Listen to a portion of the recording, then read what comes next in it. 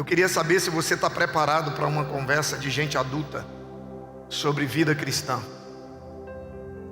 Ou será que você só quer ouvir e viver daquilo que você gosta de ouvir? Hoje nós vamos dar início a uma das séries mais importantes que eu já preguei em toda a minha vida como pregador. Tenho 19 anos como pastor, mas eu já pregava antes de me tornar pastor, antes de ir para o seminário, eu já pregava. E preparando essa série, eu cheguei a essa conclusão, que é uma das séries mais importantes, né, que eu vou pregar. O tempo que a gente tem vivido hoje são dias muito difíceis e desafiadores. Há um conflito muito grande e um confronto com os princípios e os valores cristãos. A igreja é a todo instante ameaçada, bombardeada e confrontada com relação aos princípios e valores bíblicos que nós defendemos e que nós vivemos. E esses tempos têm feito com que o evangelho que tem sido pregado, ele tenha sido diluído. E essa diluição, consequentemente, compromete o entendimento que as pessoas têm acerca de quem Deus é. Porque tem se pregado muito sobre determinadas coisas, mas o silêncio acerca de outros temas tem falado mais do que aquilo que a gente tem pregado. E consequentemente se compromete a visão que a gente tem acerca de quem Deus é. Isso também traz consequências trágicas para nós como seres humanos, como cristãos, mas também para nós como igreja de Cristo. Eu quero ler com você e queria muito que você acompanhasse essa leitura comigo com muita atenção, de Romanos capítulo 1, a partir do versículo 18. Romanos 1, a partir do versículo 18, diz assim o texto: portanto, a ira de Deus é revelada do céu contra toda impiedade e injustiça de quem? Dos homens que suprimem a verdade pela injustiça. Pois o que de Deus se pode conhecer é manifesto entre eles, porque Deus lhe manifestou. Pois desde a criação do mundo, os atributos invisíveis de Deus, seu eterno poder e sua natureza divina, têm sido vistos claramente. Diga comigo, claramente. Têm sido vistos claramente, sendo compreendidos por meio das coisas criadas, de forma que tais homens são indesculpáveis. Por quê? Porque tendo conhecido a Deus, não o glorificaram como Deus, nem lhe renderam graças, mas os seus pensamentos tornaram-se fúteis, e os seus corações insensatos se obscureceram. Dizendo-se sábios, ou seja, baseando-se na sua própria sabedoria, no seu próprio entendimento, tornaram-se loucos e trocaram a glória do Deus imortal por imagens feitas segundo a semelhança do homem mortal, bem como de pássaros, quadrúpedes e répteis. Por isso, Deus os entregou à impureza sexual, segundo os desejos pecaminosos dos seus corações, para a degradação dos seus corpos entre si.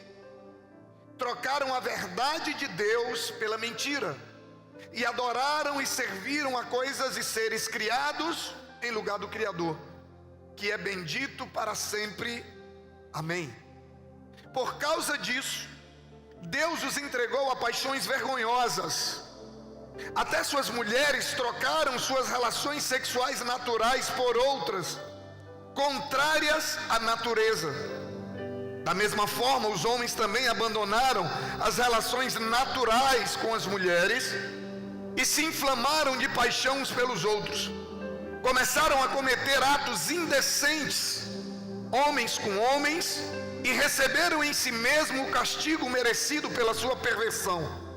Além do mais, visto que desprezaram o conhecimento de Deus, Ele os entregou a uma disposição mental reprovável para praticarem o que não deviam. Tornaram-se cheios de toda sorte de injustiça, maldade, ganância e depravação. Estão cheios de inveja, homicídio, rivalidades, engano e malícia. São bisbilhoteiros, caluniadores, inimigos de Deus, insolentes, arrogantes e presunçosos.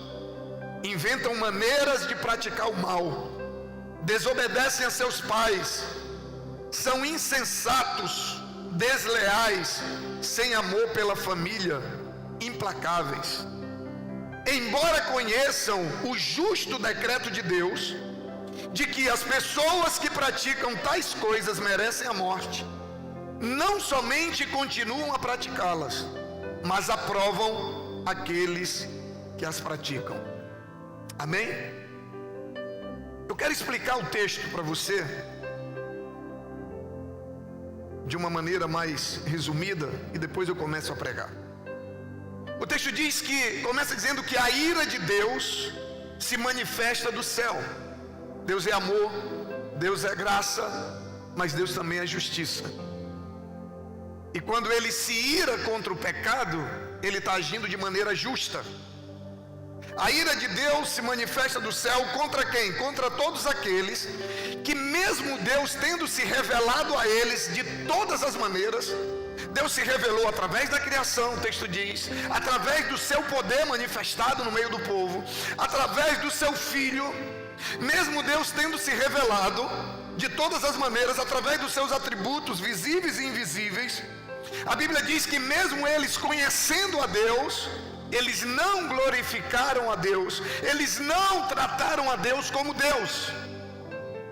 Eles preferiram trocar a verdade de Deus pela mentira, a verdade de Deus pelas suas próprias verdades. E devido a todos esses motivos que eles tiveram para reconhecer a Deus como Ele é, e não tendo reconhecido, eles acabaram adorando a criação ao invés de adorar o Criador. E o texto diz que eles desprezaram o conhecimento de Deus. É como se Deus estivesse dizendo assim, ó, eu me revelei a eles, eles tiveram todas as revelações possíveis, mas foi uma escolha. Eles escolheram desprezar aquilo que de mim eles conheceram. Agora, as consequências disso, o texto diz, eles tornam-se indesculpáveis. O que ele quer dizer? Não tem desculpa. Por quê? Porque Deus se revelou, Deus se mostrou, Deus deu motivos para que todos nós crescêssemos nele e o adorássemos e nos relacionássemos com Ele como nós devemos nos relacionar. Então, a partir do momento que eu sei, que eu conheço, eu não tenho desculpa, eu não tenho um argumento para justificar a atitude. Ele diz, eles são indesculpáveis, porque tinham e têm até hoje todos os motivos para crer e adorar o único Deus verdadeiro. Eles escolheram ser sábios aos seus próprios olhos, e por conta disso fizeram escolhas segundo o seu próprio coração e não segundo a verdade de Deus.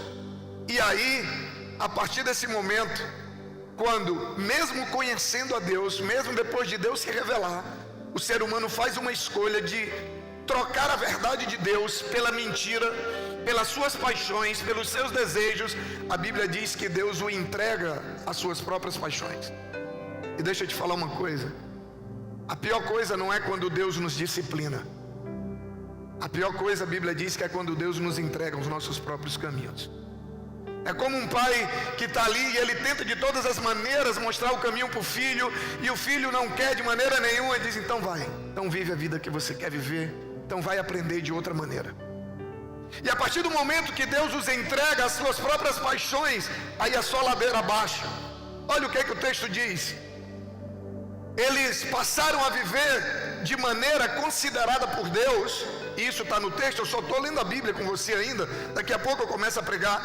O texto diz que a maneira que eles passaram a viver, Deus considera como indecente, com uma disposição mental reprovável e depravada. Homens com homens, mulheres com mulheres. Só que tem um detalhe: ao contrário do que a religiosidade colocou durante muito tempo, a religiosidade, ela estabeleceu hierarquias de pecados, e a gente aprendeu a tratar pecados de maneira diferente, quando na verdade, diante de Deus, pecado é pecado. Aí olha o que o texto diz: além de falar que o homem e as mulheres trocaram as relações naturais. O que é algo natural? É algo para o qual eu e você fomos criados, tem a ver com a nossa natureza. E os homens, a partir do momento que Deus os entrega às suas próprias paixões, por mesmo tendo conhecido a Deus, ter rejeitado o conhecimento de Deus, eles começam a viver dessa maneira contrária à natureza para o qual foram criados. Mas não é somente isso. Olha o que Deus também reprova. Ele também reprova, ele diz: inveja, rivalidades, engano, malícia. A malícia é pior do que a mentira. A malícia é uma mentira travestida de verdade. Sabe quando a pessoa está conversando com você e ela está mostrando como se ela quisesse te ajudar, mas no fundo ela quer se dar bem? Quem está me entendendo? A malícia, ela é pior. A malícia é algo planejado, é algo meticuloso, sabe? É algo feito com... E quem é malicioso, é difícil de você perceber as intenções. Malícia, bisbilhoteiros. A gente poderia traduzir por outra palavra aqui também. Fofoqueiro. Alguém já falou aí, o Espírito Santo está revelando. Caluniadores, arrogantes, presunçosos, desobedientes aos pais. Olha os jovens e adolescentes aí. Desleais, sem amor pela família. E aqui entra adultério, falta de tempo para a família. E o texto diz que quem vive dessa maneira, ele diz, tornaram-se inimigos de Deus. Agora, o que mais me chama a atenção é que o ser humano criado com uma inteligência, o único ser criado com inteligência e capacidade racional é o ser humano. E olha o que o texto diz: mesmo eles conhecendo o decreto, o justo decreto. Por que justo?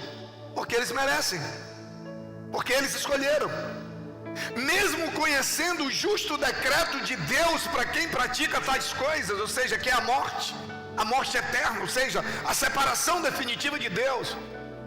Mesmo conhecendo o justo decreto de Deus, eles não só continuam a praticar, mas aprovam aqueles que praticam.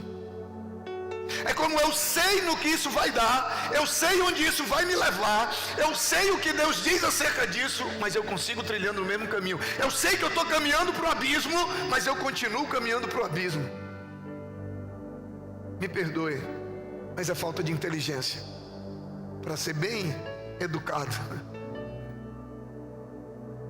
Porque ele está falando com pessoas que conhecem.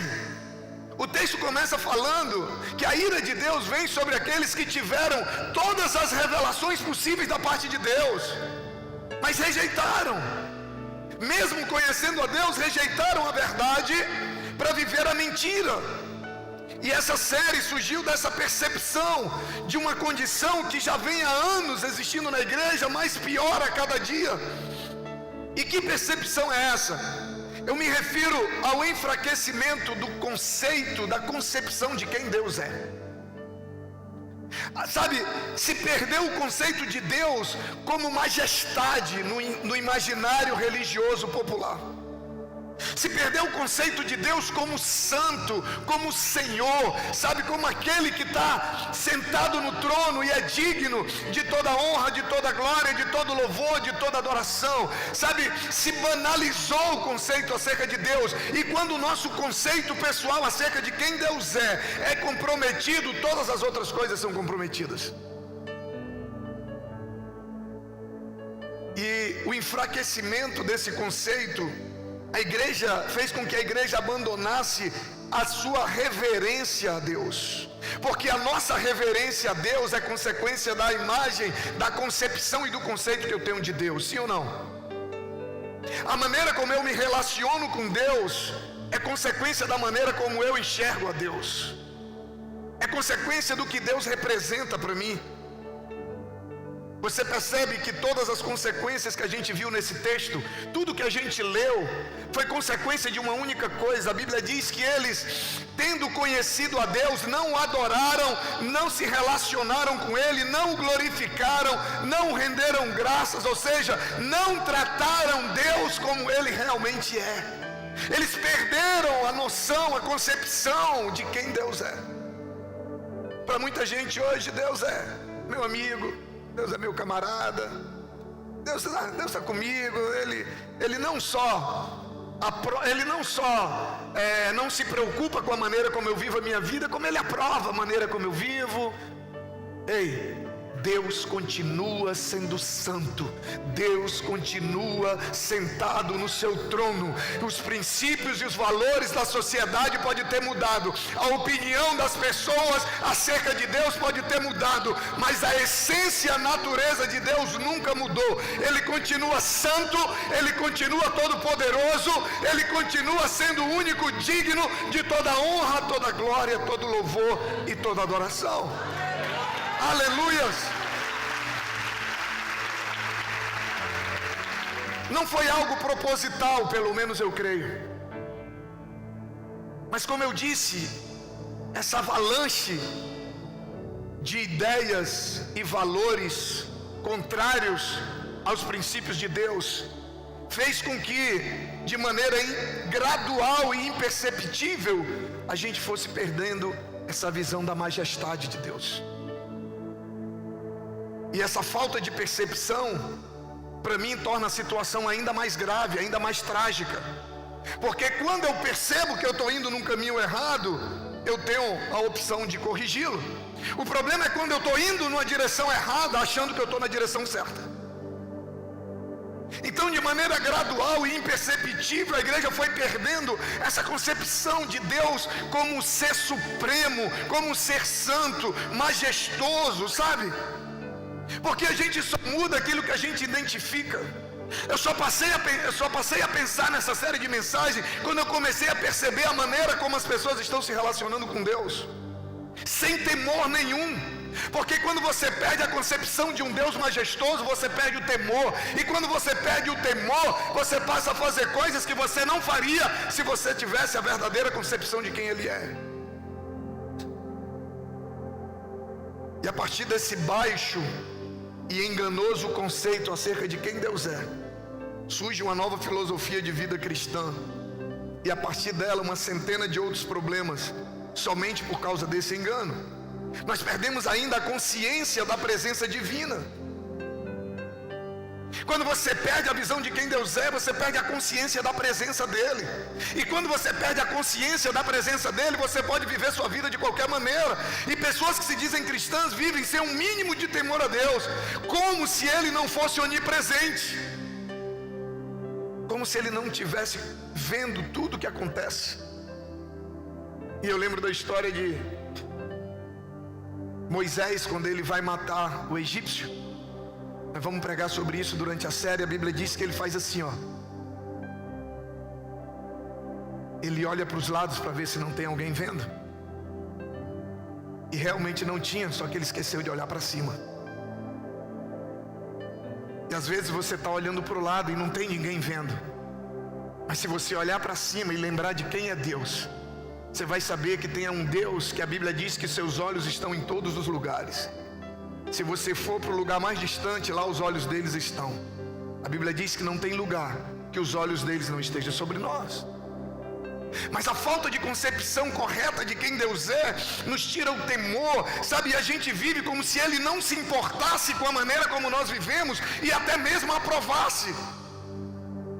Perdemos ainda o espírito de adoração. Perdemos a capacidade de adorar a Deus. E está raro encontrar verdadeiros adoradores. E a Bíblia diz que Deus anda em busca. E se Ele anda em busca é porque não tem em todo lugar. Quem está comigo? Você não precisa andar em busca. Aquilo que tem em todo lugar, o que você vira tem. A Bíblia diz que Ele anda em busca de verdadeiros adoradores. Nós perdemos a capacidade de nos aquietar diante de Deus. A gente vive a gente vive correndo atrás de movimentos promovidos por homens e não de conhecimento liberado pela palavra de Deus.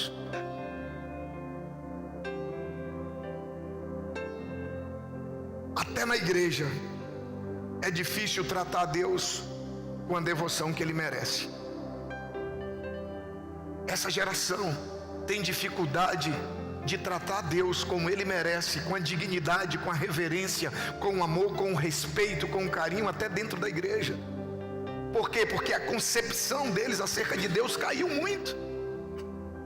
Perdeu-se a imagem de Deus como majestoso, como entronizado, como santo, como Deus Todo-Poderoso. E se a gente não consegue se relacionar com Ele da maneira que deveríamos na igreja, imagina lá fora. Nós perdemos essa capacidade, sabe? É difícil tratar Deus com a devoção que Ele merece, até mesmo dentro da igreja. Sabe, o culto é uma movimentação intensa durante os cultos. Pessoas na cafeteria batendo papo, outros entrando e saindo, outros comendo. Enquanto deveríamos todos, não só quem está no altar, louvando e adorando aquele que é digno de toda honra, de toda glória, de todo louvor, de toda reverência e de toda adoração.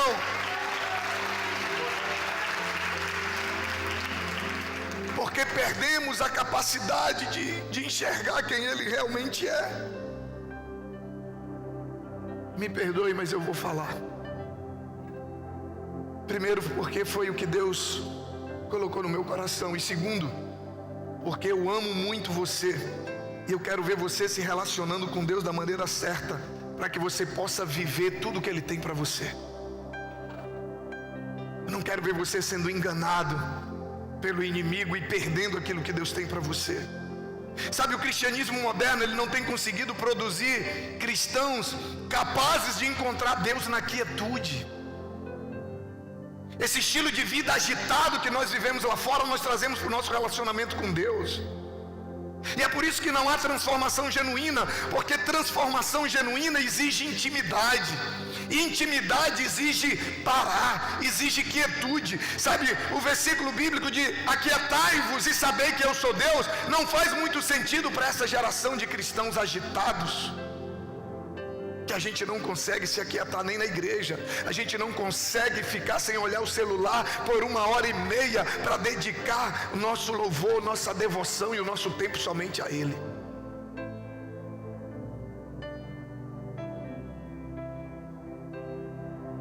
A gente não levanta e sai no meio de uma reunião com o governador. A gente não fica comendo numa reunião com o governador, com o presidente da república, e a gente comendo.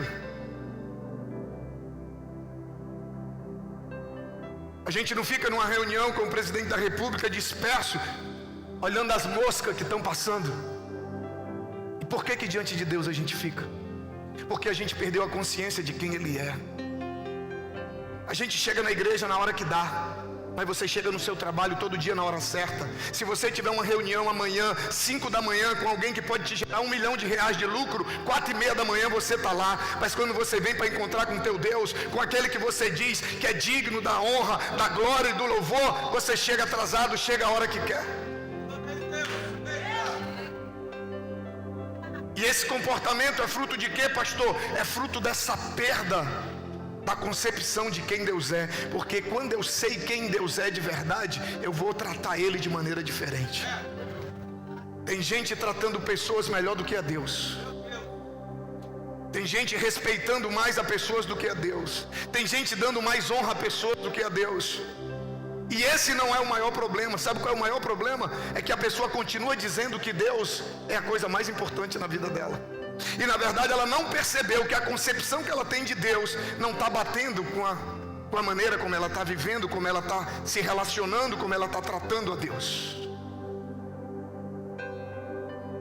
Se perdeu esse conceito de majestade. E o pior, no momento em que as igrejas têm crescido como nunca. Sabe, no momento que as igrejas crescem mais do que em qualquer outro período desses últimos 20, 30 anos. Porém, enquanto nossos ganhos são externos, numéricos, as nossas perdas são internas. E como a nossa qualidade interna influencia no nosso relacionamento com Deus, até aquilo que a gente acha que é ganho pode ser perdas que nós não estamos percebendo.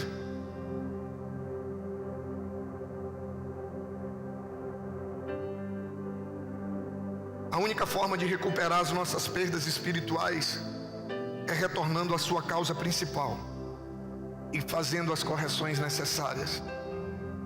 O declínio do conhecimento verdadeiro de quem Deus é a raiz da maioria, se não de todos os nossos problemas. Porque uma concepção errada acerca de quem Ele é gera uma maneira de se relacionar errada e vai gerar frutos errados. É impossível manter práticas, comportamentos éticos, morais, corretos, se a nossa própria ideia de Deus se mantém errada. Quem está me entendendo? Se a gente quer trazer de volta o poder espiritual à nossa vida como cristão, porque tem muito cristão que não tem poder para nada, tem cristão que se manifesta, um demônio corre, e é melhor correr mesmo, porque se for expulsar vai ser envergonhado. A única maneira de restaurar o poder espiritual à nossa vida como cristãos e restaurar o poder espiritual à igreja de Cristo, sabe? A gente precisa aproximar o máximo possível a concepção que nós temos de Deus, de quem Deus realmente é. Porque a partir daí muita coisa vai mudar. E é disso que trata essa série, que nós vamos estar ministrando aí pelos próximos 4 ou 5 domingos. E hoje, a pergunta que eu queria que você saísse daqui com ela respondida é: por que nós devemos pensar corretamente sobre quem Deus é? Tem um livro que o título é Comece pelo Porquê. Por que esse livro tem esse título? Por que da importância disso? Porque quando você entende o porquê, a importância, você vai ter muito mais facilidade de fazer aquilo que precisa ser feito. Então não poderia começar essa série de outra maneira do que trazendo para você o entendimento do porquê, da importância de pensarmos corretamente sobre quem Deus é. Porque aqueles que não o conhecem são incapazes de clamar a Ele como Ele é, são incapazes de adorar a Ele como Ele é, e assim adoram uma criação da sua própria mente. E quando eu adoro uma criação da minha própria mente, isso também é idolatria. O que é a idolatria? É a adoração a qualquer um outro Deus que não seja o Deus verdadeiro, ao único que é digno de toda honra, toda glória, todo louvor e toda adoração. E às vezes a nossa religiosidade evangélica nos leva a pensar que idolatria é só quando adoramos a deuses feitos de barro, feitos por mãos humanas. Não, deuses produzidos na nossa mente, que não são o verdadeiro Deus, que não são baseados naquilo que a Bíblia diz acerca de quem Deus é, também se tornam ídolos. Só o conhecimento de quem Ele realmente é pode nos levar a amá-lo, adorá-lo, reverenciá-lo como Ele realmente é. Só o conhecimento de quem Ele é nos faz ter coragem de nos entregar completamente a Ele. Só sabendo quem Deus realmente é nos dá coragem de depender dEle e de viver pela fé. Tem gente que tem medo de viver pela fé. Tem gente que tem medo de obedecer a palavra, porque tem medo de passar necessidade. Tem gente que tem medo de cumprir o seu propósito, porque tem medo de Deus não o capacitar. E sabe de onde vem tudo isso? De uma concepção errada acerca de quem Deus é. Uma concepção errada acerca de quem Deus é compromete tudo que Deus pensou para que você se tornasse, e tudo o que Deus preparou para que você vivesse. É por isso que nós precisamos de uma concepção correta acerca de quem Deus é. Sabe, aquilo que vem à nossa mente quando nós pensamos em Deus é a coisa mais importante. Por quê? Porque a adoração, ela vai ser elevada ou ela vai ser indigna, dependendo da concepção e do pensamento que eu tenho acerca de Deus. Por isso, o fato mais importante a respeito de qualquer ser humano não é o que ele diz ou o que ele faz, mas é a sua crença acerca de quem Deus é. Porque na maioria das vezes aquilo que nós estamos falando e dizendo está bem distante daquilo que nós realmente cremos acerca de quem Deus é. E a crença que nós temos acerca de quem Deus é, muitas vezes ela está encoberta por um entulho de religiosidade que foi colocado em cima, e só uma busca intencional, honesta consigo mesmo, intensa, vai nos ajudar a tirar essa crença errada dali de baixo e poder corrigi-la, e passarmos a nos relacionar com Deus como Ele realmente é, a tratá-lo como Ele realmente é digno, a adorá-lo como Ele realmente merece. Saber a maneira como alguém pensa sobre Deus nos permite afirmar o futuro espiritual dessa pessoa. Às vezes eu converso com pessoas e eu vejo a concepção que elas têm acerca de Deus, e eu já sei no que vai dar. Eu já sei no que vai dar. Uma concepção completamente errada acerca de Deus. Se a gente olhar para a maneira como os líderes religiosos mais influentes da nossa geração pensam sobre Deus, nós conseguimos calcular e saber onde que a igreja vai estar no futuro. Porque é a nossa imagem mental, é o nosso conceito sobre Deus que determina nossas atitudes, nossas escolhas e o nosso comportamento. Por isso tão importante corrigir esse conceito. É vital que a nossa percepção de Deus como indivíduos e como igreja seja a mais próxima possível da essência de quem Deus verdadeiramente é. E não tem outra maneira de alcançar isso se não for através de uma vida devocional, de intimidade, de relacionamento com a palavra, com o Espírito Santo, de oração. Não tem como, porque é dessa maneira que Deus se revela. O que mais importa não é o que nós declaramos sobre Deus, mas o que realmente pensamos sobre Ele. Uma concepção correta acerca de Deus é o ponto de partida, é o alicerce para uma vida, para uma prática de vida cristã saudável. Tiago tem uma construtora, já fez grandes obras, e ele sabe que se você comprometer o alicerce, você até constrói, mas tempos depois aquilo vai ruir. É o que acontece com muitas pessoas. Constrói uma vida, um relacionamento com Deus sob um alicerce, sob uma concepção errada acerca de quem Deus é, e com o tempo aquilo vem tudo por água abaixo. Se a concepção de Deus não for adequada, cedo ou tarde toda a estrutura vai desabar. Eu creio ser muito difícil encontrar algum erro doutrinário ou alguma falha de ética cristã que não tenha origem em um pensamento imperfeito acerca de Deus, em um pensamento distante daquilo que Deus é. E é isso que nós temos visto nessa geração.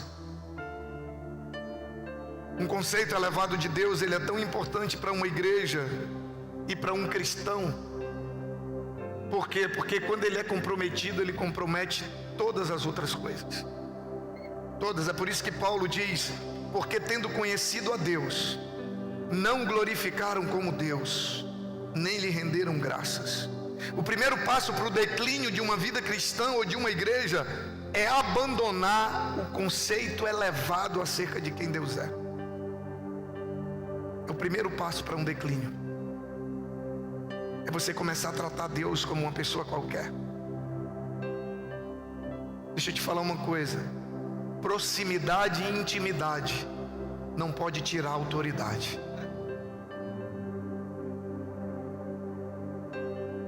Quanto mais eu me aproximo, quanto mais eu conheço a Deus, mais autoridade Ele tem sobre a minha vida, mais eu o reverencio, mais temor gera no meu coração, porque eu sei que Ele é santo e eu sei quem eu sou. Eu sei que Ele é todo poderoso e eu sei que eu sou limitado. Quanto mais eu conheço a Ele, mais eu conheço a mim. Quem está me entendendo? quanto mais eu conheço a mim, mais eu descubro o quanto eu não sou nada sem Ele. Aqui está a principal causa da maioria dos problemas cristãos, dos cristãos e da igreja: não reconhecer, não tratar, não considerar, não se relacionar com Deus como Ele realmente é. Para mim, o maior desafio da igreja cristã nos dias de hoje é restaurar o conceito elevado acerca de quem Deus é, pois isso se perdeu. As pessoas têm tratado Deus de qualquer maneira, e o pior é que não tem percebido. Mas eu louvo a Deus porque Ele abriu os nossos olhos, e nós queremos ser uma igreja que nunca vai dar a Ele menos do que o que Ele merece, do que o que Ele é digno. Essa será a nossa prioridade. Sabe, Deus precisa se tornar novamente para nós o Altíssimo, o Criador e o sustentador de todas as coisas, o Deus Santo, o Deus Todo-Poderoso, tanto por nós como pelas futuras gerações. Nós precisamos passar para as futuras gerações o conceito de Deus tão brilhante e tão maravilhoso que nós recebemos das gerações anteriores. Preste atenção que eu vou te falar. O conceito correto acerca de quem Deus é a coisa mais importante que a futura geração pode receber, mais importante do que qualquer descoberta científica que a ciência possa vir a ter. E só nós que temos esse conhecimento podemos, primeiro, viver de acordo com esse conhecimento, e segundo, passar para as futuras gerações. Sabe, um conceito elevado de quem Deus é tudo que nós precisamos para a gente começar a viver coisas novas e extraordinárias da parte de Deus. Quando nós restauramos isso, a nossa adoração muda, nosso relacionamento com Ele muda. Você vai continuar talvez com a mesma rotina, mas o teu tempo de oração com Ele vai ser diferente. A maneira como você vai lidar com Ele vai ser diferente. Se perdeu aquele temor que a gente encontra na Bíblia, de não ter coragem nem de se aproximar de uma manifestação de Deus, por saber que Ele é santo. Pode parecer um paradoxo, mas não é. Quanto mais eu me aproximo, mais Ele é exaltado.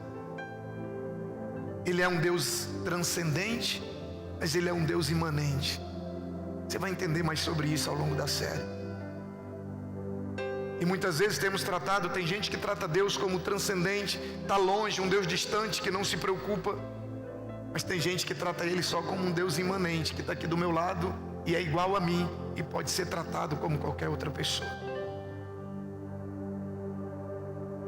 Tudo isso é possível quando nós percebermos o quanto nós perdemos essa visão e buscarmos restaurar essa visão da majestade de Deus. Fica de pé em nome de Jesus.